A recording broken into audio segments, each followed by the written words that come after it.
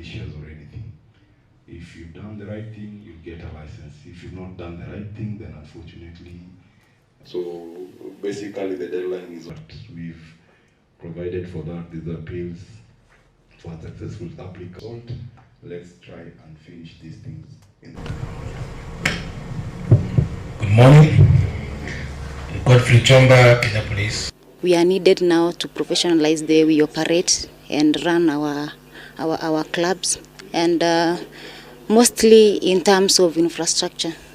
The venues where we play our matches, we are supposed to professionalize them. They are supposed to be in good condition.